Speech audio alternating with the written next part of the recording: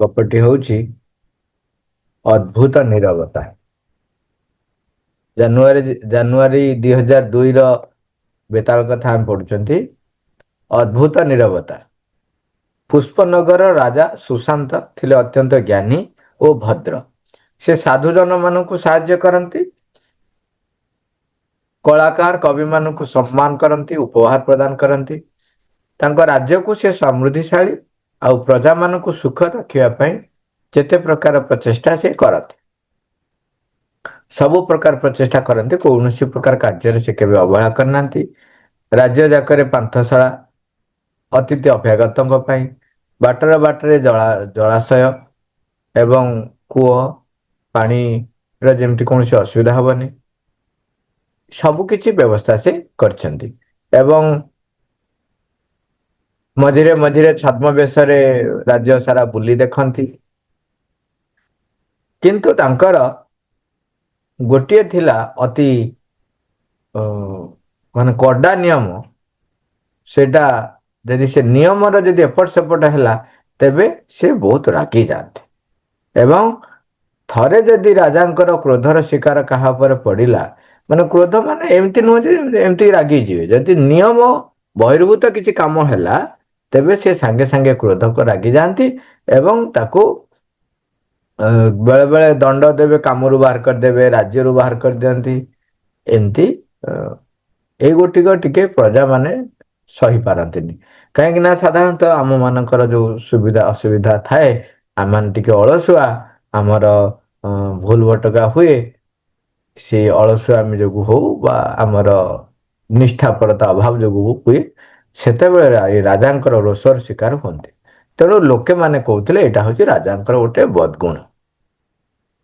ଥରେ ରାଜା ତାଙ୍କର କେତେ ଜଣ ସ୍ଵତନ୍ତ୍ର ନିମନ୍ତ୍ରିତ ଅତିଥିଙ୍କ ପାଇଁ ଏକ ନିର୍ଦ୍ଦିଷ୍ଟ ବ୍ୟଞ୍ଜନ ପ୍ରସ୍ତୁତ କରିବା ପାଇଁ ରୋଷେଇଆକୁ କହିଥାନ୍ତି। ରାଜା ଅନ୍ତଃପୁରର ପାଚକକୁ ନିର୍ଦ୍ଦେଶ ଦେଇଥାନ୍ତି, କିନ୍ତୁ ବ୍ୟଞ୍ଜନ ସ୍ଵାଦିଷ୍ଟ ହେଲା ନାହିଁ। ତେଣୁ ସେଇଦିନ ହିଁ ପାଚକ କାର୍ଯ୍ୟରୁ ବହିଷ୍କୃତ। କୌଣସି କର୍ମଚାରୀ ମାନଙ୍କର କାର୍ଯ୍ୟରେ ଯଦି କୋଉଠି ବି ଦୋଷ ତ୍ରୁଟି ଦେଖୁଥିଲେ, ତେବେ ସେ ତৎକ୍ଷଣାତ୍ ତାଙ୍କର ଜୀବିକା ହରାଇବାକୁ ତାଙ୍କୁ ପଡୁଥିଲା। ଥରେ ଜଣେ ସାଧୁ ପୁରୁଷ ତାଙ୍କ ଦରବାରରେ ଉପସ୍ଥିତ ହେଲେ ଓ ତାଙ୍କ ରାଜ୍ୟର ମନ୍ଦିର ସମ୍ମୁଖରେ ଦିବ୍ୟବାଣୀ ପ୍ରଚାର କରିବା ପାଇଁ ଅନୁମତି ଲୋଡ଼ିଲେ। ରାଜା ତାଙ୍କୁ ବିନମ୍ରତାର ସହ ପ୍ରଶ୍ନ କଲେ, ଆଉ ହେ ମହାତ୍ମା, ଆପଣଙ୍କର ପରିଚୟ, ଆପଣ କେଉଁ ଦେଶରୁ ଆସିଛନ୍ତି? ସେ ତାଙ୍କର ପରିଚୟ ଦଉଛନ୍ତି ସାଧୁ, କହୁଛନ୍ତି ମୋର ନାମ ହଉଛି ପ୍ରଜ୍ଞାନନ୍ଦ। ମୁଁ ଖୁବ ଅଳ୍ପ ଦିନ ତଳୁ ହିମାଳୟରୁ ଫେରିଛି। ସେଠାରେ ବିଗତ 10 ବର୍ଷ ହେଲାଣି ତପସ୍ୟା କରୁଥିଲି। ତପସ୍ୟାର ଫଳ ସ୍ୱରୂପ ମୋତେ ଯୋଉ ମାନସିକ ଶାନ୍ତି ପ୍ରାପ୍ତ ହୋଇଛି, ମୋର ଯୋଉ କିଛି ଉପଲବ୍ଧି ହେଇଛି, ମୋ ଗୁରୁ କହିଛନ୍ତି ତାକୁ କେବଳ ନିଜର ମୋକ୍ଷର ମାର୍ଗ ଖୋଜିବା ବଦଳରେ ଅନ୍ୟାନ୍ୟ ଯୋଉ ନରନାରୀ ରହିଛନ୍ତି, ସେମାନଙ୍କୁ ମୁକ୍ତିର ପଥ ଦେଖାଇବା ପାଇଁ ନିର୍ଦ୍ଦେଶ କରିଛନ୍ତି। ତେଣୁ ମୁଁ ଗୁରୁଙ୍କ ନିର୍ଦ୍ଦେଶରେ ସେଇ କାରଣରୁ ଏଠାକୁ ଆସିଛି। ରାଜା ସହର୍ଷେ ତାଙ୍କର ରହିବାର ବନ୍ଦୋବସ୍ତ କରିଦେଲେ। ରାଜ ଉଦ୍ୟାନରେ ଗୋଟେ କୁଟୀର ନିର୍ମାଣ ପାଇଁ ଆଦେଶ ଦେଲେ ଏବଂ ସେ କୁଟୀରରେ ସ୍ୱାମୀଜୀଙ୍କୁ ରହିବା ପାଇଁ ରାଜା ବନ୍ଦୋବସ୍ତ କରିଦେଲେ। ଉଦ୍ୟାନର ରକ୍ଷକ ଥାନ୍ତି ଯିଏ, ତାଙ୍କ ନାଁ ହଉଛି ସୁମଙ୍ଗଳ। ତାଙ୍କୁ ଡକାଇ ସ୍ୱାମୀଜୀଙ୍କର ଯେପରି ଯତ୍ନରେ କୌଣସି ଅବହେଳା ନ ହୁଏ, ତାଙ୍କର ସତ୍କାରରେ ଯେପରି କୌଣସି ଅବହେଳା ନ ହୁଏ, ସେଥିପାଇଁ ନିର୍ଦ୍ଦେଶ ମଧ୍ୟ ଦେଲେ। ଅଚିରେ ସୁମଙ୍ଗଳ ଏବଂ ସ୍ୱାମୀଜୀଙ୍କ ମଧ୍ୟରେ ପ୍ରଗାଢ଼ ବନ୍ଧୁତା ଉଠିଲା। କାହିଁକିନା ସୁମଙ୍ଗଳ ଅତି ସାଧୁ ପ୍ରକୃତିର ବ୍ୟକ୍ତି ଥିଲା ଏବଂ କର୍ମରେ ଅତ୍ୟନ୍ତ ନିପୁଣ, ନିଷ୍ଠାପର ଏବଂ ମେଳାପି ଥିଲା ଏବଂ ସମସ୍ତଙ୍କ ସହିତ ତାର ବ୍ୟବହାର ଅତି ମଧୁର ଥିଲା। ତେଣୁ ସ୍ୱାମୀଜୀ ଏବଂ ସୁମଙ୍ଗଳଙ୍କ ମଧ୍ୟରେ ପ୍ରଗାଢ଼ ବନ୍ଧୁତ୍ୱ ହେଇଗଲା। ସୁମଙ୍ଗଳ ତାର ପତ୍ନୀ ଓ 2ଟି ପୁଅଙ୍କ ସହିତ ସେ ଉଦ୍ୟାନ ମଧ୍ୟରେ ରହିଥିବା ଗୋଟିଏ କୁଟୀରରେ ରହୁଥିଲେ। ପ୍ରତିଦିନ ସକାଳେ ପ୍ରାର୍ଥନା ପରେ ସ୍ୱାମୀ ପ୍ରଜ୍ଞାନନ୍ଦ ରାଜାଙ୍କ ସହିତ କିଛି ଘଣ୍ଟା ବିତାଉଥିଲେ। ରାଜା ସୁଶାନ୍ତ ବଡ଼ ଆଗ୍ରହର ସହିତ ସ୍ୱାମୀଜୀଙ୍କ ବାଣୀ ଶୁଣନ୍ତି ଓ ସେଇ ଉପଦେଶ ଅନୁଯାୟୀ ଚଳିବା ପାଇଁ ଯଥାସାଧ୍ୟ ଚେଷ୍ଟା କରନ୍ତି। ସ୍ୱାମୀଜୀ ମଧ୍ୟ ମନ୍ଦିର ନିକଟକୁ ଯାଇ ଲୋକମାନଙ୍କୁ ପ୍ରବଚନ ଦିଅନ୍ତି। ଏ ସବୁ ଭିତରେ ସୁମଙ୍ଗଳ ତାଙ୍କର ଭୋଜନ ବ୍ୟବସ୍ଥାଟି ଠିକ ସମୟରେ କିନ୍ତୁ ତାଙ୍କୁ ଦିଅନ୍ତି। ଗୋଟେ ଦିନର କଥା, ରାଜା ଓ ସ୍ୱାମୀଜୀ ଉଦ୍ୟାନରେ ବିଚରଣ କରୁଛନ୍ତି। ସୁମଙ୍ଗଳ ପାଖରେ ଥିବା ଗୋଟେ ବୁଦାକୁ ସଫା କରୁଥିଲା। ସେ ଲକ୍ଷ୍ୟ କଲେ ଯେ କେତେ ଗୁଡ଼ିଏ ମହୁମାଛି ସ୍ୱାମୀଜୀଙ୍କୁ ବିବ୍ରତ କରୁଛନ୍ତି। ତାଙ୍କ ଚାରିପଟେ ଆସି ବୁଲୁଛନ୍ତି। ସେ ଧାଇଁ ଗଲେ ଆଉ ହାତ ହଲାଇ ମହୁମାଛିକୁ ଘୋଡ଼େଇ ଦେଲେ, ଘଉଡ଼ାଇ ଦେଲେ। ଇଏ ସୁମଙ୍ଗଳଙ୍କର ଏପରି ଆଚରଣରେ ତାଙ୍କର ଆଲୋଚନାରେ ବାଧା ସୃଷ୍ଟି ହେଲା। ରାଜାଙ୍କୁ ଆଦୌ ପସନ୍ଦ ହେଲା ନାହିଁ। ସେ ତତ୍କ୍ଷଣାତ ଉଚ୍ଚ ଗଳାରେ କହିଲେ, ତୁମେ ଆମ ଦୁଇ ଜଣଙ୍କ ଭିତରେ ଏପରି ଲମ୍ଫ ପ୍ରଦାନ କରିବା ପାଇଁ ସାହସ କଲ କିପରି? କିଏ ତୁମକୁ ଏଠି ଡାକିଥିଲା? ଯଦି ମହୁମାଛି ଆମକୁ ଅଧିକ ଅତିଷ୍ଠ ମନାଇଥାନ୍ତେ, ତେବେ ମୁଁ ସ୍ୱାମୀଜୀଙ୍କୁ ରକ୍ଷା କରିନଥାନ୍ତି। ଦୂର ହୁଅ ମୋ ସମ୍ମୁଖରୁ। ରାଜା ରାଗିକରି ଉଚ୍ଚ ଗଳାରେ ଏତ କଥା କହିଲେ। ସୁମଙ୍ଗଳ ସ୍ତବ୍ଧ ହେଇଗଲା। ଜାଣିଲା ମୋର ଅବସ୍ଥା ଗଲା। ଆଉ ଏତିକି ସମୟ ଭିତରେ ତା ମୁହଁଟି ଶୁଖିଗଲା। କାହିଁକି ନା ସେ ଗୋଟେ ତୀବ୍ର ବେଗରେ ଆସି କରିଛି। ତା ଭିତରେ ଆଉ ଭୁଲି ଯାଇଛି ସେ ଯେ ରାଜା ଅଛନ୍ତି ବୋଲି। ସ୍ୱାମୀଜୀ କିନ୍ତୁ ସାଙ୍ଗେ ସାଙ୍ଗେ ସୁମଙ୍ଗଳକୁ ରକ୍ଷା କରିବାକୁ ଆଗେଇ ଆସିଲେ ଆଉ କହିଲେ, ଦେଖ ମହାରାଜ, ଆଉ ତା ଉପରେ ଏପରି କ୍ରୋଧ ପ୍ରକାଶ କରିବା ଆପଣଙ୍କୁ ଶୋଭା ଦେଉନାହିଁ। ସେ ଅନୁରୋଧ କଲେ, ମହାରାଜ, ଯେତେ ହେଲେ ବି ସେ ଯୋଉ କାର୍ଯ୍ୟଟି କରିଛି ମହତ ଅଭିପ୍ରାୟ ନେଇ କରିଛି। ଯେହେତୁ ସେ ଆପଣଙ୍କ ଆଦେଶ ମାନିଛି ଏବଂ ମୋର ଦାୟିତ୍ୱ ନେଇଛି, ତେଣୁ ସେ ଅନୁଭବ କରୁଛି ଯେ ମତେ ଏ ମାଛି ଗୁଡ଼ିକ ଆନ୍ଦୋଳିତ କରୁଛନ୍ତି, ବିବ୍ରତ କରୁଛନ୍ତି। ତେଣୁ ସେ ସ୍ୱାଭାବିକ ଭାବରେ ପ୍ରବୃତ୍ତିବଶତଃ କରିଛି। ତେଣୁ ତାକୁ କ୍ଷମା କରାଯାଉ। ଆଉ ଗୋଟେ କଥା ମୁଁ ଆପଣଙ୍କୁ କହିବି, ଯେତେବେଳେ ତୁମେ କ୍ରୋଧର ଅଧୀନ ହେଉଛ, ସେତେବେଳେ ନୀରବତା ଅବଲମ୍ବନ କରିବା ସବୁଠାରୁ ଉତ୍ତମ ଉପାୟ। ଯଦି କ୍ରୋଧବଶତଃ ତୁମେ ସୁମଙ୍ଗଳକୁ ଚାକିରିରୁ ବାହାର କରିଦେବ, ତେବେ ତା ବଦଳରେ ଏପରି କର୍ତ୍ତବ୍ୟପରାୟଣ ଓ ସାଧୁ ଲୋକଟିଏ ପାଇବା ସମ୍ଭବ ହୋଇନପାରେ। ରାଜା ସୁଶାନ୍ତ ସାଧୁଙ୍କର ଉପଦେଶ ଗ୍ରହଣ କଲେ ଓ ସୁମଙ୍ଗଳକୁ କ୍ଷମା କରିଦେଲେ। କିଛି ମାସ ପରେ ସ୍ୱାମୀଜୀ ସେଠାରେ ଆଉ ଅଧିକ ଦିନ ନ ରହିବାକୁ ସ୍ଥିର କଲେ। ଦିନେ ସେ ରାଜାଙ୍କୁ କହିଲେ, ଆଉ ମୋ ଜୀବନର ଲକ୍ଷ୍ୟ ହେଉଛି ଅଧିକରୁ ଅଧିକ ଲୋକଙ୍କୁ ସତ୍ମାର୍ଗ ଦେଖାଇବାରେ ସାହାଯ୍ୟ କରିବା। ତେଣୁ ତୁମ ରାଜ୍ୟରେ ମୁଁ ଆଉ ଅଧିକ ଦିନ ନ ରହି ପାଖ ରାଜ୍ୟକୁ ଯିବି। ତେଣୁ ମୋତେ ସହର୍ଷେ ପ୍ରସ୍ଥାନ କରନ୍ତୁ। ରାଜା ଅନୁରୋଧ କଲେ ଯେ ଆପଣ ଆଉ କିଛି ଦିନ ରୁହନ୍ତୁ ଏଠି। ସେ କହିଲେ, ଦେଖନ୍ତୁ, ଅନ୍ୟ ଜାଗାକୁ ବି ଯିବା ଆବଶ୍ୟକ। ସେ କହିଲେ, ଠିକ ଅଛି, ଆପଣ ଯୁଆଡେ ଯାଉଛନ୍ତି ଯାଆନ୍ତୁ। ପ୍ରତି 3 ମାସରେ ଥରେ ଆମ ରାଜ୍ୟକୁ ଆସିବେ, ଏଠାରେ କିଛି ଦିନ ରହିବେ ଏବଂ ଆପଣଙ୍କ ସଙ୍ଗର ସତ୍ସଙ୍ଗର ବା ସୁସଙ୍ଗର ଟିକେ ଲାଭ ଆମ ରାଜ୍ୟବାସୀ ପାଇବେ ଏବଂ ମୁଁ ବି କିଛି ପାଇବି। ସ୍ୱାମୀଜୀ କଥା ଦେଲେ, ଠିକ ଅଛି, ମୁଁ ଆସିବି। ତା ଭିତରେ ରାଜା ଯିବାର 3 ମାସ ବିତିଗଲାଣି। ଗୋଟିଏ ସନ୍ଧ୍ୟାର କଥା, ପ୍ରଜ୍ଞାନନ୍ଦ ଫେରି ଆସିଛନ୍ତି ଏବଂ ସମୟ ହେଉଛି ସନ୍ଧ୍ୟା। ତେଣୁ ଅନ୍ଧାର, ସେତେବେଳେ ତ ସେମିତି କିଛି ଆଲୋକର ବ୍ୟବସ୍ଥା ନଥିଲା ବାଟରେ। ତେଣୁ ସେ ଅନ୍ଧାରରେ ଆସି ପହଞ୍ଚିଛନ୍ତି। ଅନ୍ଧାର ଘୋଟି ଆସିଛି। ସେ ତୃଷାର୍ତ ଅନୁଭବ କରୁଛନ୍ତି। ସେହି ସମୟରେ ଉଦ୍ୟାନରେ ଥିବା ପୁଷ୍କରିଣୀରେ ଜଳ ପାନ କରିବା ପାଇଁ ସେ ତାଙ୍କ କମଣ୍ଡଳୁ ପୁରେଇଛନ୍ତି। କିନ୍ତୁ ସେହି ସମୟରେ ଯୋଉ ପାତ୍ରଟି ବୁଡେଇବାରେ ଯୋଉ ଶବ୍ଦ ହେଇଛି, ସେଇ ଯୋଉ ଶବ୍ଦରେ ସୁମଙ୍ଗଳ ଦୂରରୁ ଭାବିଲା ଯେ କିଏ ପଶି ଆସିଛନ୍ତି ଜୀବ। କିଛି ପଶୁ ବୋଧେ ଉଦ୍ୟାନରେ ପଶି ଆସିଛନ୍ତି ଏବଂ ପୁଷ୍କରିଣୀ ପାଖରେ ଅଛନ୍ତି। ରାତିରେ ଯୋଉ ଆସିବେ ସେ ନିଶ୍ଚୟ କିଛି ଅ, ଉଦ୍ୟାନରେ କ୍ଷତି କରିବେ। ତେଣୁ ଏହା ମନେକରି ସେ ବର୍ଷାଟିଏ ସେ ଶବ୍ଦକୁ ଅ, ମାନେ ଅନୁମାନ କରି ସେଇ ଶବ୍ଦ ଦିଗରେ କଣ କଲେ ନା ତାଙ୍କୁ ବର୍ଷାଟି ନିକ୍ଷେପ କଲେ। କିନ୍ତୁ ଦୁର୍ଭାଗ୍ୟ ସେ କୌଣସି ପଶୁ ନଥିଲେ, ସେ ନିଜେ ସ୍ୱାମୀଜୀ ହିଁ ଥିଲେ। ବର୍ଷାଟି ସ୍ୱାମୀଜୀଙ୍କ ଶରୀରକୁ ଭେଦ କରିଯାଇଛି। ସେ ଉଚ୍ଚ ସ୍ୱରରେ ଚିତ୍କାର କରିଲେ। ସୁମଙ୍ଗଳ ତାଙ୍କ ସ୍ୱର ଶୁଣିକି ଦୌଡ଼ିକି ଆସିଲେ, କିନ୍ତୁ ଦେଖିଲା ବେଳକୁ ଆଉ କିଛି କରିପାରିଲେନି। ସ୍ୱାମୀଜୀ ପଡ଼ିଛନ୍ତି, ବର୍ଷାଟି ପୁରା ପଶି ଯାଇଛି। ତେଣୁ କଷ୍ଟମଷ୍ଟ କରି ବର୍ଷାଟିକୁ ବାହାର କରିଦେଲେ, କିନ୍ତୁ ସ୍ୱାମୀଜୀ କୁ ଆଉ ସେ ବଞ୍ଚେଇ ପାରିଲେ ନାହିଁ। ସ୍ୱାମୀଜୀ ସେଇଠି ହରିଙ୍କ ନାମ ସ୍ମରଣ କରି ଶରୀର ତ୍ୟାଗ କଲେ। ବର୍ତ୍ତମାନ ସୁମଙ୍ଗଳର ଅବସ୍ଥା ପୁରା ମାନେ ସେ ନିଜେ ବ୍ୟସ୍ତ ବିବ୍ରତ। ପ୍ରଥମ କଥା ହେଲା ସ୍ୱାମୀଜୀ ତାଙ୍କ ହାତରେ ମୃତ୍ୟୁବରଣ କରିଛନ୍ତି।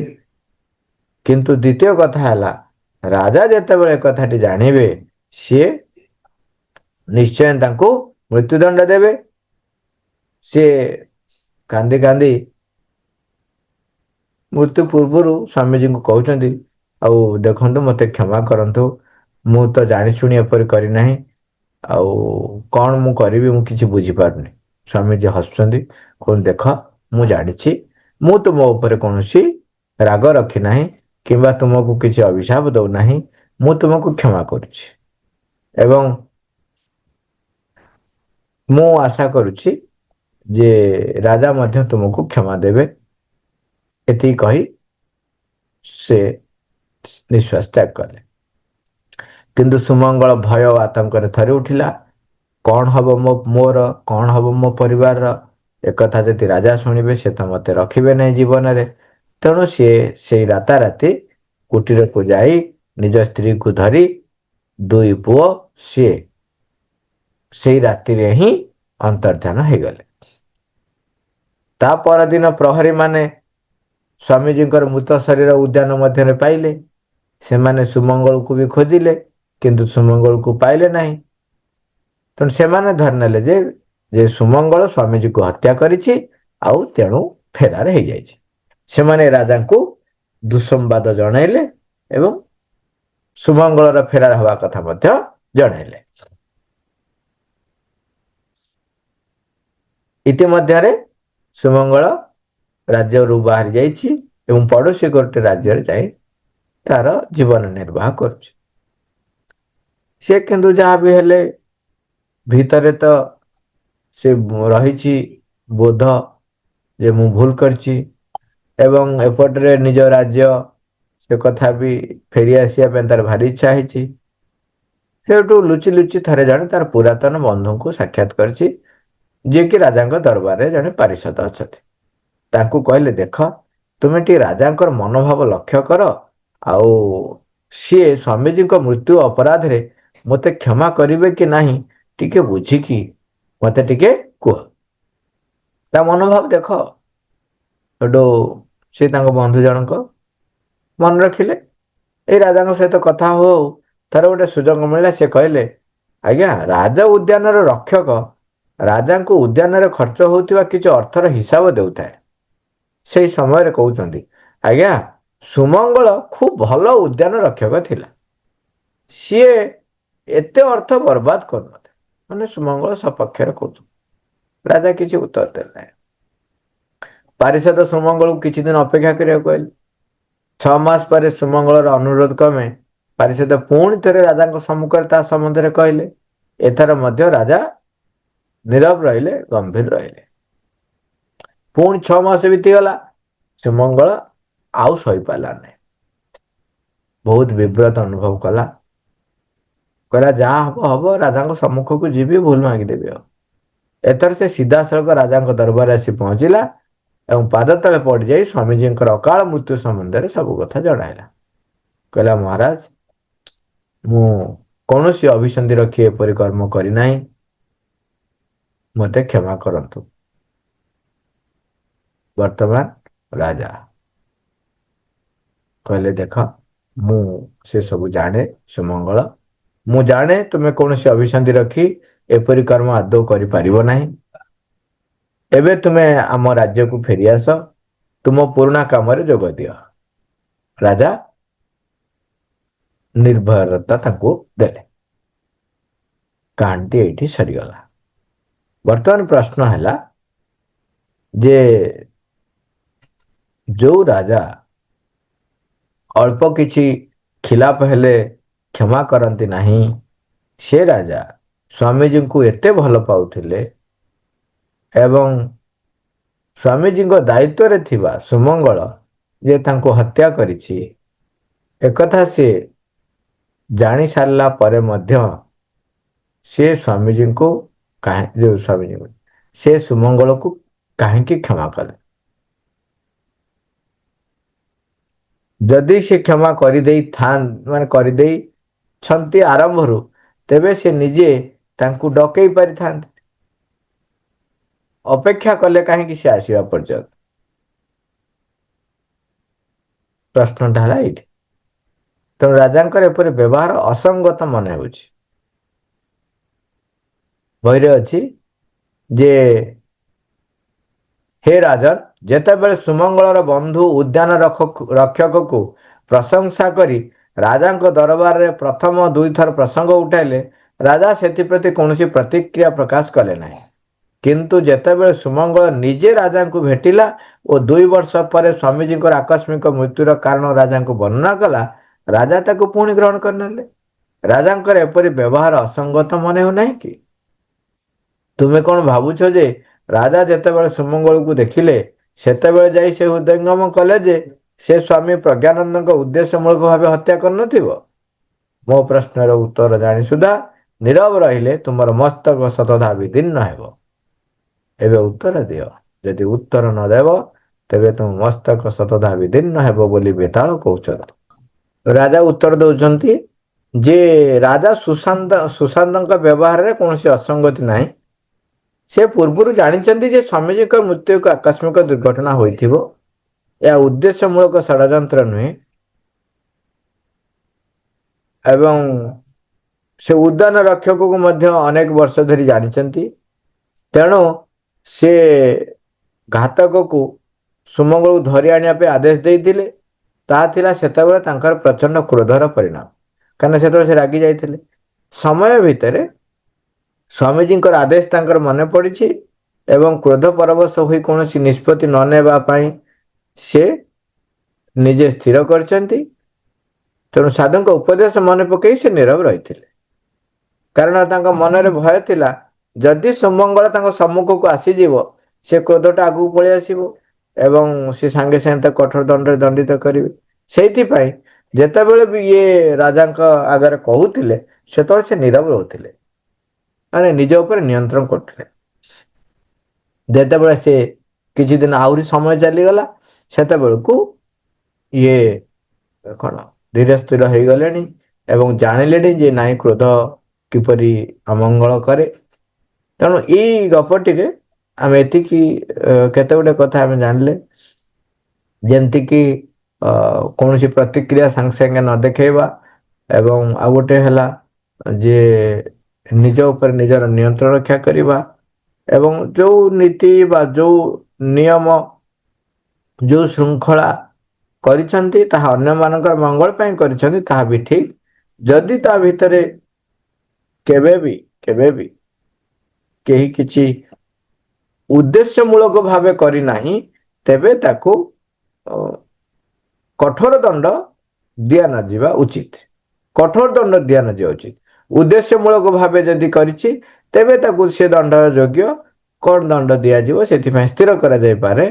କିନ୍ତୁ ଉଦ୍ଦେଶ୍ୟମୂଳକ ଭାବେ ଯଦି କୌଣସି କାର୍ଯ୍ୟ ହେଇନାହିଁ, ତେବେ ସେତେବେଳେ ତାକୁ କ୍ଷମା କରିବା ଏବଂ ସୁଯୋଗ ଦେବା ଏବଂ କ୍ରୋଧ ଆଚରଣ ନ କରିବା, ଏଇଟା ଆବଶ୍ୟକ ମନେ କରୁଛି। ମା, ଥ୍ୟାଙ୍କ ୟୁ ଅଲ୍।